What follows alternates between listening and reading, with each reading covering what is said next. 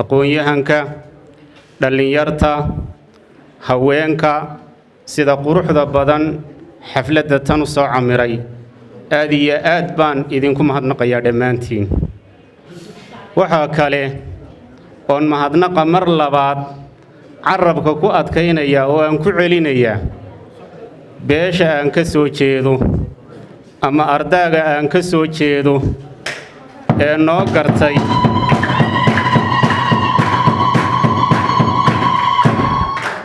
noo gartay in aan waxa weeye hankaa isku soo taagno golaha wakiilada oo uu taagan yahay Mahdi Maxamed Aare iyo golaha deegaanka oo aan u taaganahay beeshayada noo garatay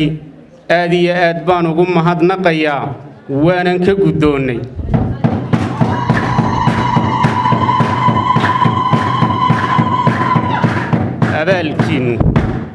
abaalkiinnu wuxuu noqonayaa annagoo u shaqayna qarankeenna Somaliland si hagrasho la'aana ugu shaqayna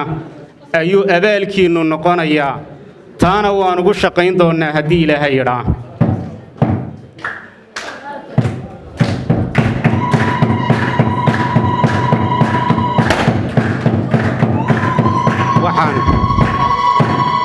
waxaan ballan qaadayaa haddii Ilaahay igu guuleeyo insha Allahu tacaala inaan qaranka ugu adeegi doono waxa weeye markaa cadaalad iyo hufnaan iyo sinaan iyo karti ku qotonta markaa horumar la taaban karo inaan ugu shaqayn doono ayaan ballan qaadayaa haddii Ilaahay yidhaa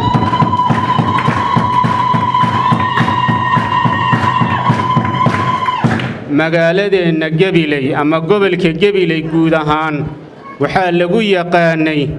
oo waxa weeye taariikh uu u lahaa aqoonta iyo waxbarashada ayaa gobolka lagu yaqaanay oo uu abiyo isirba u lahaa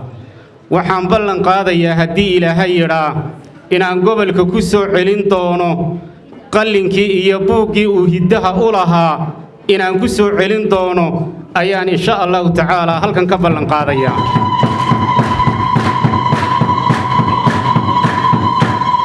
waxaanan ognahay maanta bulshadeenna inta waxbarata iyo inta waxa weeye aan waxbaranin inta waxbarataa inay tahay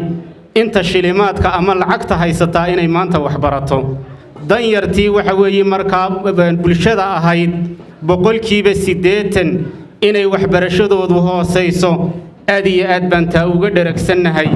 taana xoogga ayaan saari doonaa haddii Ilaahay yidhaa waxaan insha Allahu tacaala ka shaqayn doonaa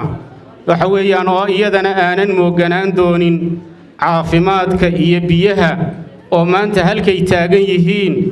in waxa weeyaan markaa aan gaadhsiin doono in ka fara badan ama ka fog oo horumar aan gaadhsiin doono taana hortiinaan insha Allahu tacaala ka ballan qaadayaa haddii Ilaahay yidhaa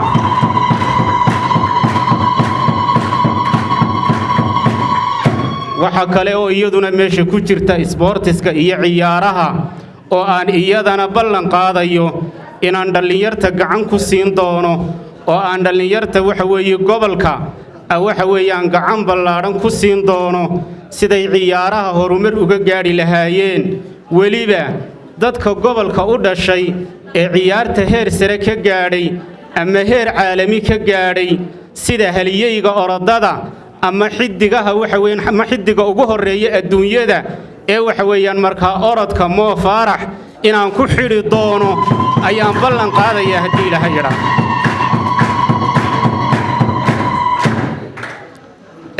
waxa weeye markay sidaa tahay idinka maanta maxaan idinka codsanaynaa waxaan idinka codsanaynaa guud ahaan gobolka waxa weeyaan Gabiley gaar ahaan ardaaga Maxamed Jibriil ee aan ka soo jeedo ee maanta waxa weeyaan markaa u soo kacay inay goolkii marka hore ay dhalin waayeen ay maanta dhaliyaan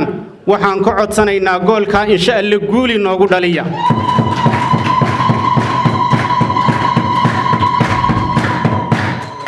gobolka guud ahaan waan ka codsanaynaa waayo gobolkaan u sharaxanahay gaar ahaanna waxaan ka codsanaynaa ardaaga aan ka soo jeedno inay codka nagu garab istaagaan oo hiil iyo hooba ay nagu siiyaan ayaan aad iyo aad idinka codsanaynaa.